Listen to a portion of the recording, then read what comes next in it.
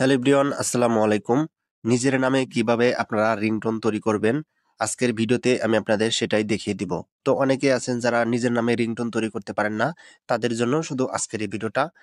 তো চলুন ভিডিওটা শুরু করা যাক। তো প্রথমে একটা ব্রাউজারে যাবেন, ব্রাউজারে গিয়ে সার্চ করবেন মাই নেম রিংটোন। তো আমি এখানে লিখে দিলাম মাই নেম রিংটোন। তো লেখার সাথে সাথে কিন্তু একটা এখানে ওয়েবসাইট আসবে। তো আপনারা এই যে প্রথমে একটা ওয়েবসাইট দেখতে পারবেন। তো আপনারা এই ওয়েবসাইটের উপরে একটা টাচ করে দিবেন। তো আমি এখান থেকে একটা টাচ করে দিলাম। তো টাচ করার সাথে সাথে কিন্তু সেই ওয়েবসাইটে নিয়ে যাবে। তারপরে একটা নিচে আসবে। নিচে আসার পরে এখানে দেখতে পারবেন স্টেপ 1, স্টেপ 2। তো আপনারা কিন্তু অবশ্যই এখানে দেখতে পাচ্ছেন এন্টার ইওর নেম। তো আপনারা এখানে একটা টাচ করতে হবে। তারপর এখানে আপনারা আপনাদের নামটা দিয়ে দিবেন।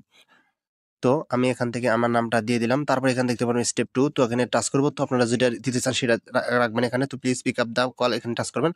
তারপর এন্টার ইওর কাস্টম মেসেজ এখানে টাচ করে তারপর এখানে দেখতে পাবেন মেক রিংটোন। তো এখানে একটা টাচ করে দিবেন। তো আমি এখানে একটা টাচ করে দিলাম। টাচ করার সাথে সাথে জেনারেটিং হয়ে গেল। তারপর এখান থেকে আপনাদের একটা ব্যাকগ্রাউন্ড মিউজিকের দরকার হবে। তো আপনারা এখানে একটা টাচ করবেন। তারপর এখান থেকে আপনারা একটা ব্যাকগ্রাউন্ড মিউজিক দিয়ে দেবেন। তো আমি মিউজিকটা দিয়ে দিলাম। তারপরে যে নিচে একটা অপশন দেখতে পাবেন সেটা হচ্ছে সেট সিলেকশন। তো আপনারা সেট সিলেকশনের উপরে একটা টাচ করবেন। তো এখানে টাচ করার সাথে সাথে কিন্তু আপনাদের রিংটোন কিন্তু তৈরি হয়ে যাবে। তারপর এখানে দেখতে পাবেন ডাউনলোড রিংটোন। এখানে টাচ করবেন। তারপর এখান থেকে ডাউনলোড MP3 এখানে একটা টাচ করবেন।